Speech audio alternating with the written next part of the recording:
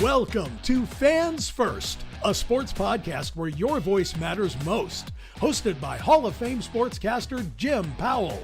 This is the show that puts fans at the heart of the conversation. Whether you're cheering in the stands, screaming at the TV, or debating with friends about the latest trades, Fans First is here to amplify your thoughts, your insights, and your love for the game.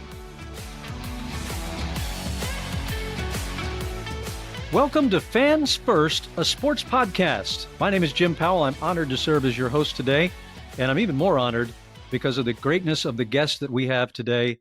It is the J. Reid Parker Director of Athletics for the University of Georgia, Josh Brooks, who happens to be a finalist for the 2023 Sports Business Journal's Athletic Director of the Year, continues to lead the University of Georgia Athletic Association through what is historic success. Georgia Athletics boasts remarkable accomplishments over the last 3 years, including a number 7 final ranking in the 2023 Learfield Directors Cup, a record-setting student-athlete GPA in each of the last 2 academic campaigns, unparalleled fundraising, and over 15 capital projects that have been completed or are in progress. Bulldog athletic teams have won 3 team national championships and a total of 7 SEC crowns, while there have been 15 individual national champions. Brooks is also a leader in college athletics. Josh is. He was recently appointed to the NCAA Division I Council, joining Commissioner Greg Sankey as the lone SEC representatives.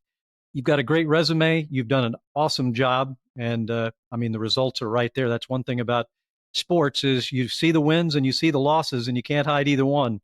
But congratulations on the stellar start to your career as the University of Georgia Athletic Director. You're already well on your way to greatness. Well, thanks, Jim. I appreciate it.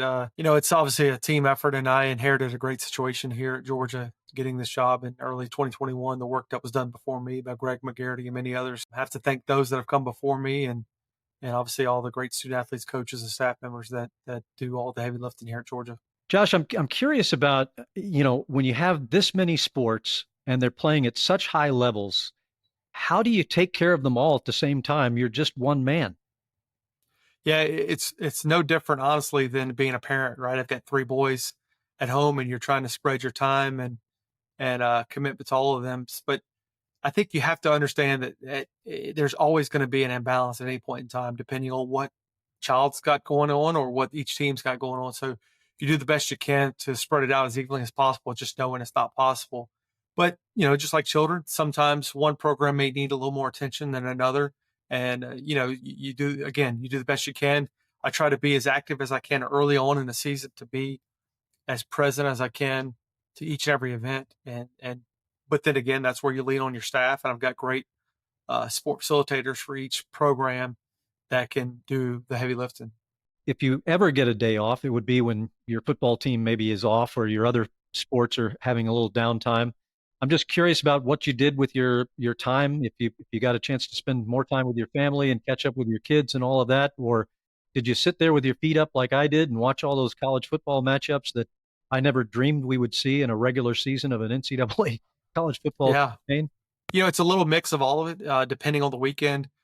Fortunately, this last weekend, we didn't have any other home contest.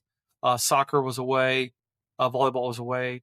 So I had a soccer game Thursday night at home, Friday night volleyball, but then Saturday, no home contest. So I was able to actually my youngest son had a soccer game early Saturday morning. So I was able to go to that, spend some time with him.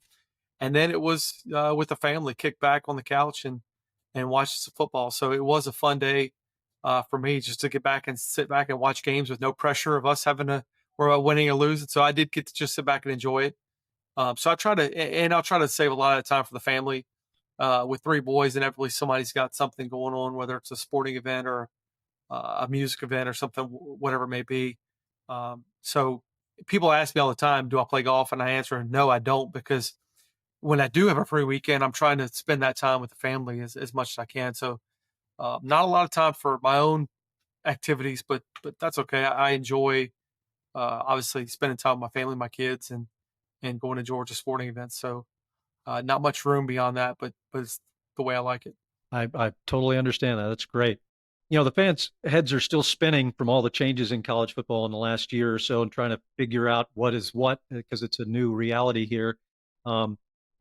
what didn't have it crystallize even for me really till I sat down the last couple of Saturdays and saw these very interesting matchups that I never would have guessed you would see in an NCAA, college football season, maybe in the bowl games, but not in a regular season game.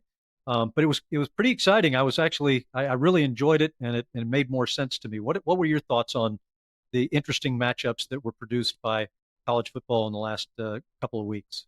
Yeah, it's been fun. It's still unusual when you're watching um, a traditional Pac-12 opponent like USC versus Michigan, and you're like, oh, this is an interesting matchup. And you go, wait, this is a conference game. So it's getting used to that landscape. Oklahoma, um, playing Tennessee and that being a conference game. So this is a new world we're getting used to. I think the variability, even within the SEC now, right? We have one division. We're not East and West anymore. So seeing matchups where we'll be playing what we would have traditionally considered a Western opponent, those matchups more to where we're playing, just this year, Texas, Ole Miss, Arkansas, opponents like that in Mississippi State. I think that variability in the new matchups is going to be fun. You have to try to make sure you're balancing, the true rivalries, and that's something we've pushed for here. As you want to maintain a rivalry we have with Florida and opponents like Auburn, those traditional opponents. But I think the fans appreciate these new matchups that we're going to see more and more of. So I think it's good for the game. But you're always, again, trying to balance the tradition with the innovation of the future. So as long as we can balance those both, I think it's going to be great for the game. Well, I think it's safe to say that these are not the last changes that will be made to the structure of what we think of as of college football. What are two or three things that maybe keep you up at night when you wake up and you're worrying about the future or thinking about the future of college athletics? What are a couple of things that you focus in on? Yeah, I think as we're navigating this new world of what getting this settlement hopefully done and what it's going to look like post settlement, what it's going to look like July of 2025, um, you know, uh, uncertainty breeds concern, but I think I'm always an optimist by nature, so I always feel like things are going to work out. We've gone through COVID, we've gone through tougher things. We can work through this, but that's something that you spend a lot of time thinking about. I'm a person that honestly I lose sleep over any loss, whether it's right now we're in the fall, we've got soccer and volleyball, football, cross country all going on, and some of the other sports starting to pick up the year long seasons like tennis and golf. But a loss in any sport generally, always causes some anxiety and worry for me. And then there's always worrying about the unknown. What's the thing that you're not anticipating? The thing that, the thing that you weren't able to predict for. That's as your brain starts thinking about what am I not thinking of. That's where it can cause some anxiety and keep you up at night a little bit. I tell you, just knowing my friends who are big Bulldog fans, I went to Georgia. Met my wife at Georgia. My two of my three daughters went to Georgia. So we've got lots of people knocking on my door saying, "Hey, what's going on with the dogs?" And a lot of people are concerned about the the hours that we're asking these coaches to put in now. You start recruiting these kids about eighth grade. It seems like a lot of times Yeah. these days, ninth grade maybe, and then you recruit them all through high school, and then you beg them for a verbal commitment, and then you beg them to sign on the dotted line, and then as soon as they get on campus, you're starting to worry. I'm assuming, especially a coach who is as meticulous as Kirby Smart is, you're starting to worry about the transfer portal and how are we going to keep this kid here. It's like you have to re-recruit the same kid Yeah. year after year after year. I just worry about the fatigue and burnout for these coaches. Yeah, that's something that I've now that I'm on the football oversight committee, and I'm the chair of the practice and playing seasons committee with NCAA. One of the things I've asked and really working closely with former coach Craig Bowl, who was the head coach of Wyoming, now is the president of AFCA. Met with him recently to talk about how we can be smart and make smart decisions from a rules perspective that are going to help the coaches, because we've got to look at recruiting calendars, we've got to look at practice and playing seasons and make sure that we're making the best use of our time, because we ask a lot of our coaches and they give up a lot of time of themselves and their families to whether it's recruiting or developing current student athletes. So we've got to be smart within the rules to where we can, and I think we've done a good job the last couple of years of restricting calendars, whether it be in February after signing day, whether it be in July after the crazy month of June. But we ask a lot of our coaches. So carving out mandatory times where they can have time off, because, they're trying to raise families and be good husbands and fathers. We ask a lot of them, and I am always concerned about them. I don't know, I came up through coaching, and I'm not sure I could commit the time that they do. And obviously, I've got a busy schedule as AD, but when I watch these coaches and the commitment they make, it's truly challenging. I'm just glad that there's a Josh Brooks and a Greg Sankey that are involved now with the NCAA and helping to chart the course forward, because it's going to be choppy waters in many instances. Yeah. What do you see as the future of the NCAA long term? I always believe in what we're doing. I believe in our mission, and that's what I've challenged our staff to keep at the forefront of what we're doing, because a lot of times we get caught up into the changes that we're experiencing right now, whether it's name, image, and likeness, or any of the number of lawsuits going on. But I always ask our staff and coaches and everyone to remember why we do what we do. We got into this because we love working with student athletes. We're competitors, and we believe in the mission of this university. So I think the future, however it shapes out to where, things deregulate some and student athletes are able to, start getting more revenue directly from the school, or however it may be with the name, image, likeness. We can't change what our core mission is develop student athletes, help them graduate, make them better men and women. Because for us, it's not just about what we're doing today. It's about who are the men and women we're creating for 20 years from now and beyond. So I think we still have a great thing. And I think the mission of what we do, we have to keep the forefront. And I think as long as we do that, no matter how it looks or how it shapes up differently, the core of what we are today will still be true for the future. Developing student athletes, helping them graduate, become men and women that we'll be proud of. So no matter what it looks like, I think that's still going to be the core of who we are and what we do. I mentioned some of the capital projects and the facility improvements that have been ongoing for the last few years under your leadership. What can you tell us about some of the projects that are special to you right now, and maybe some future innovations? I mean, the whole world is evolving in sports and out of sports. What are some of the future innovations that you think the fans should be excited to hear about? Yeah, so right now we've got a few projects going on right now. We're in the final phases of finishing up our softball renovation project. We've just gotten into the heavy part of our baseball project that should be complete by February of this year, right in time for the season. And we just broke ground on a new track facility, which will be complete January 2026. So we've got a lot in the works right now, but we'll be down to just really one or two projects come this time next year. But the big thing I think for us in the future is constantly looking at ways we can keep renovating Sanford Stadium. It's a venue that was built in 1929. It's a great venue, but it was built in 1929, expanded several times. Very proud of the work that we were able to do on the South 100, South 300 level to make it more fan friendly.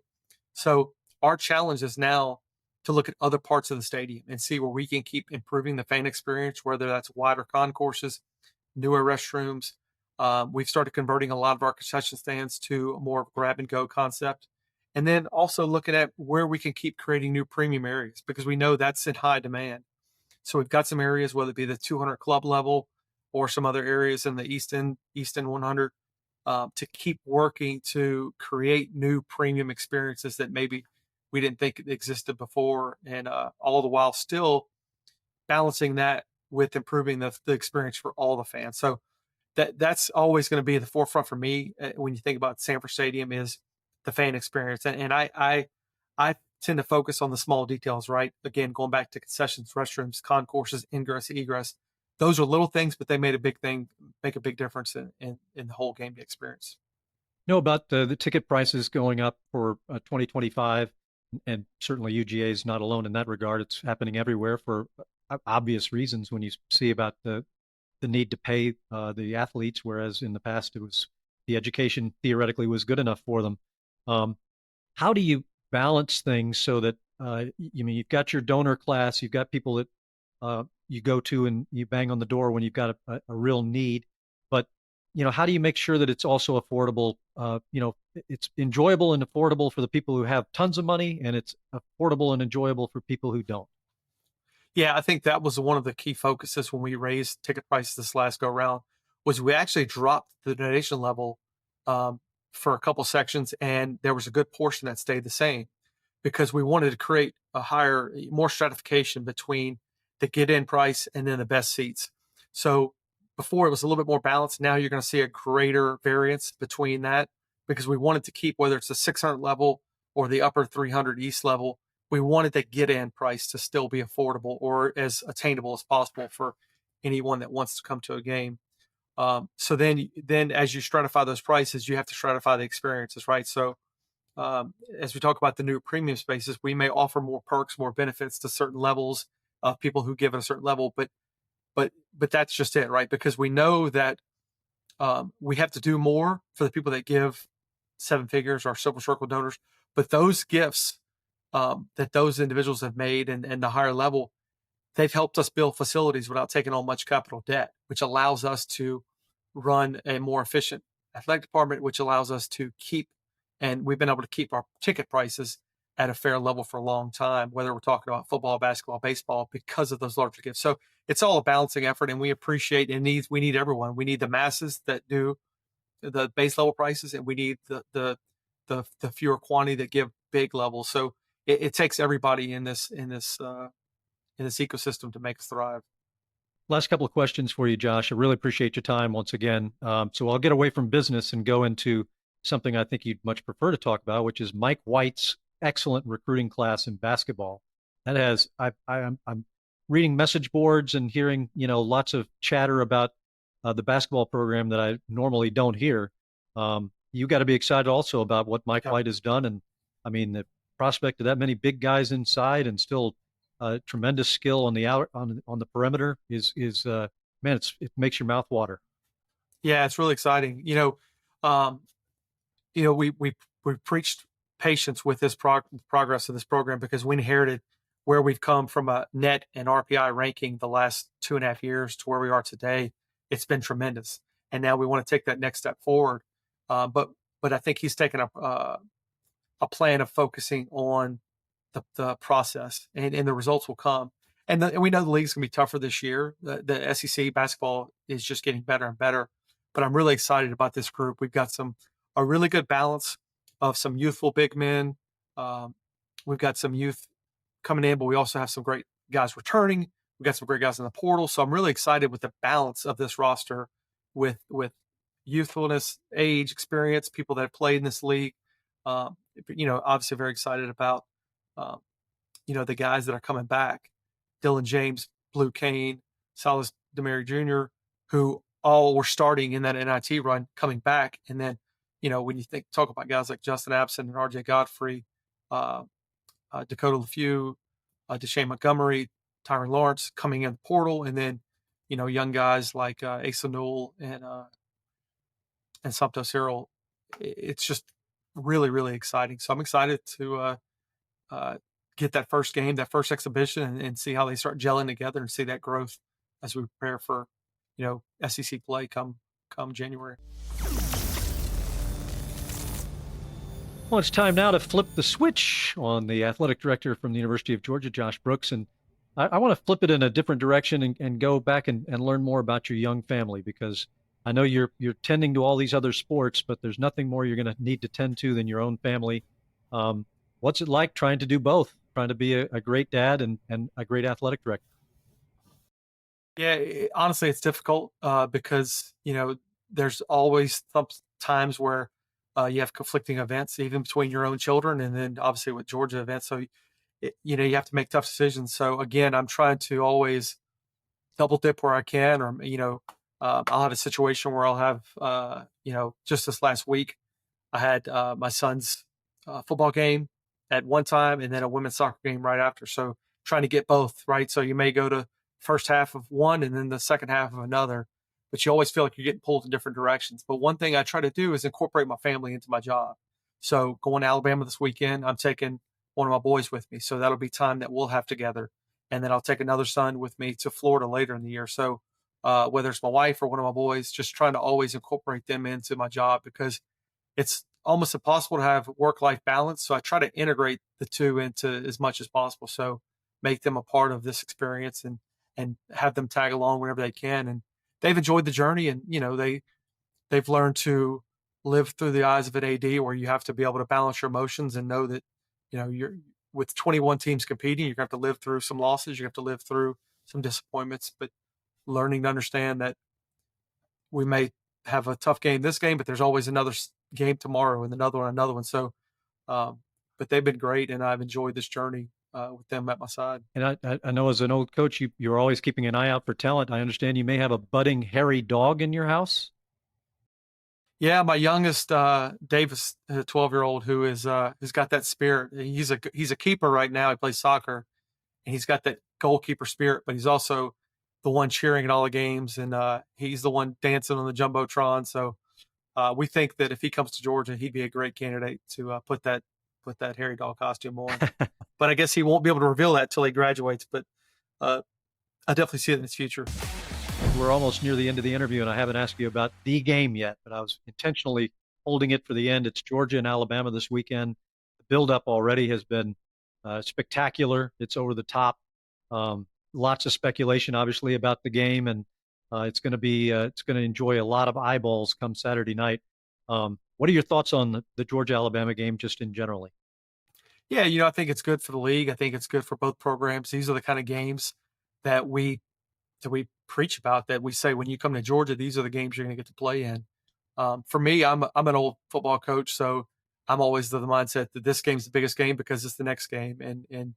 And I learned under guys like Nick Saban and Jimbo Fisher, and worked with obviously Kirby Smart and Mark Richt, and you always think about it from a coach's perspective of just focus on this game, and I think it's going to be a great game. And I think obviously it'll be the premier time slot at 7:30, and I hopeful it's going to be a great game, and hopefully both teams can stay healthy because it's a long season, and I think hopefully it's a showcase of what's to come later in the year. Both teams had the week off. Everybody should be rested and ready. No excuses, right? Yeah, I mean, look, I'm rested and ready. I had my weekend off, so I'm ready to go. I think I'm good for 2 or 3 snaps this weekend. You'll have enough trouble just hanging on with your boys for dear life. But well, hey, thank you so much for your time, Josh. I really appreciate it. It's great to have you on with us. We wish you the very best of luck, continued success at UGA. It's been very impressive to watch. Thank you, Jim. I appreciate y'all, and as always, go Dogs. Go Dogs.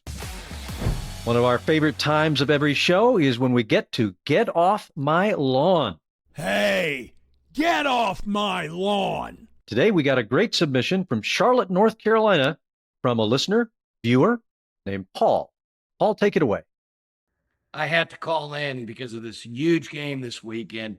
You got the Bulldogs playing Alabama, and I'm just excited as can be for the game, but I know things aren't going to go our way. You don't go into Tuscaloosa without having refs that are totally biased. And I'm excited about the game, but I might not even watch it because the damn referee is going to throw the game anyway. It's the way they work. It's the way they do things in Tuscaloosa. So anyway, we got a better coach. We got a better quarterback. We got a better defensive line. We're better everywhere across the field, but we're playing with our hands behind our backs because of referees. They're horrible in Tuscaloosa. Go Dogs. Wow. Paul from Charlotte. I've seen people, wave the white flag fairly early before, but never before the team has actually left Athens to go to Tuscaloosa. That's a new record of some sort. So it's not surprising you got escorted off the lawn. As much as I, complain about referees, just like everybody does, when they're in a stadium with 100,000 people screaming at them, they're probably going to occasionally miss a call because they side with the wrong side. But the local crowd definitely influences players, coaches, as well as officials. But to quit on the game and you're not even going to watch the game, and the team hasn't even left Athens to go to Tuscaloosa, get off my lawn. I mean, that's what this whole segment was invented for, was for something like that. So, Paul, try and wipe your runny nose, suck it up, watch the game Saturday, and maybe you'll be pleasantly surprised. Well, we want to thank Josh Brooks. I mean, he is a really busy man, both at home and at work. And, of course, he's got a huge football game to worry about coming up this weekend. So thank you, Josh Brooks, for spending that time with us, giving us your insights and your thoughts on the upcoming Georgia-Alabama game. And we want to thank you for joining us for today's episode of Fans First, a sports podcast. Don't forget to join me on X, Instagram, and Facebook. And please, please, please subscribe to our Fans First YouTube channel. If you like our Fans First content, you can help us. It really does help by making sure you're subscribed to all of our social networks. Don't forget about our Fans First website at fansfirstpodcast.com to be included as a guest on an episode. Send your audio file, video file, or written memo to Jim at fansfirstpodcast.com. Please keep your submissions to no more than 45 seconds in length. We want you to be a part of our show. And we're so glad you joined us for today's episode. We will look forward to seeing you again very soon, right here on Fans First, a sports podcast. Stay tuned, stay passionate, and keep celebrating the sport you love. Visit us at fansfirstpodcast.com to explore more. Sign up for our newsletter to receive exclusive updates and follow the podcast on social media to join our growing community of sports enthusiasts. Your voice matters to us, so don't hesitate to share your thoughts and connect with fellow fans. See you next time.